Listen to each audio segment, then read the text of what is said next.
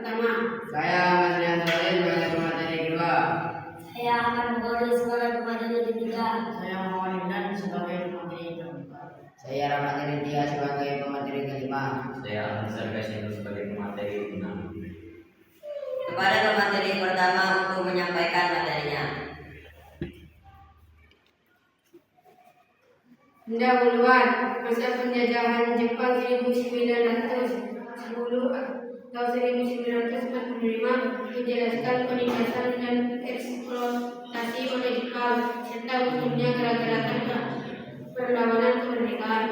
Pembagian semenanjung Korea 1945 menguraikan konteks perang dingin dan pembagian Korea menjadi dua negara dengan ideologi yang berbeda.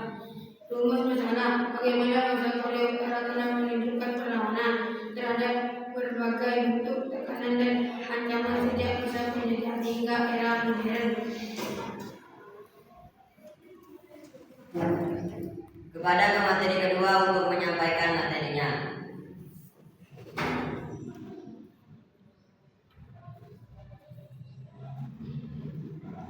Bab 1. Perlawanan di bawah penjajahan Jepang 1910-1945. Kondisi sosial, ekonomi, dan politik di bawah penjajahan, eksploitasi sumber daya alam dan manusia, diskriminasi rasial, penindasan bahasa dan budaya Korea, sistem pemerintahan kolonial yang represif, munculnya gerakan perlawanan kemerdekaan, gerakan 1 Maret sambil Undo 1919, demonstrasi damai skala nasional yang menuntut kemerdekaan. Meskipun dilintas dengan brutal oleh Jepang, namun membangkitkan kesadaran nasional.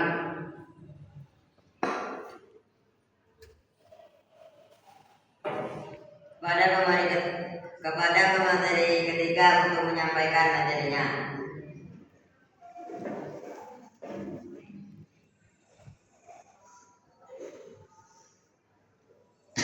Dan tokoh perlawanan Iwasuk dan keterlibatannya dalam gerakan gerilya anti Jepang di Manchuria, organisasi perlawanan lainnya dengan berbagai ideologi, perjuangan bersenjata, aktivitas kelompok gerilya di wilayah Manchuria dan Korea yang meskipun tidak berhasil mengusir Jepang, namun menjaga semangat perlawanan tetap hidup.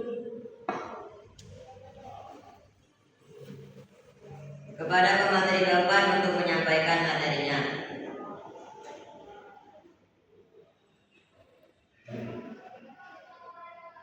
Orang tokoh perlawanan.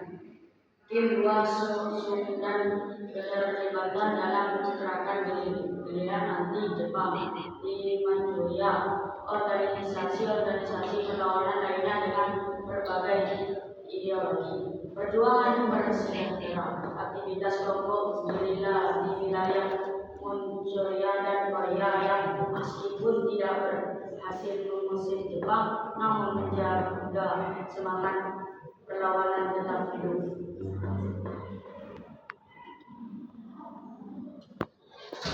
Kepada pemateri kelima untuk menyampaikan materinya.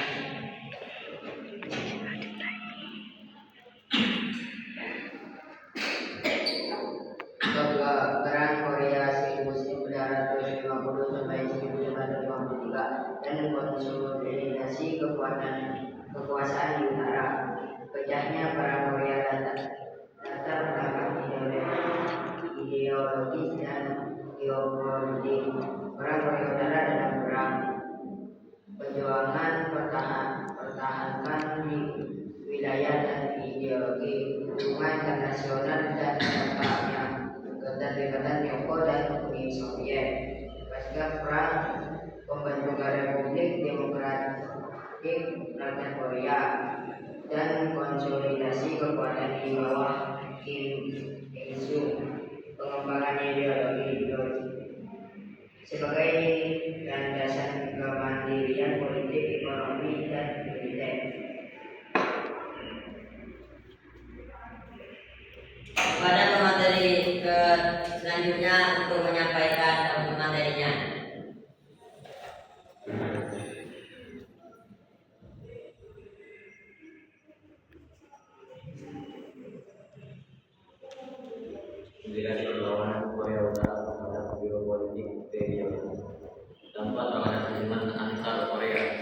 kebijakan dan upaya dialog antara Korea Utara dalam dinamika keamanan di Asia Timur Laut, hubungan dengan Tiongkok, Rusia, Jepang, dan Amerika Serikat, hilirisasi dan negosiasi internasional, tantangan dan prospek penyelesaian damai, citra internasional Korea Utara, persepsi dan realitas. Kesimpulan,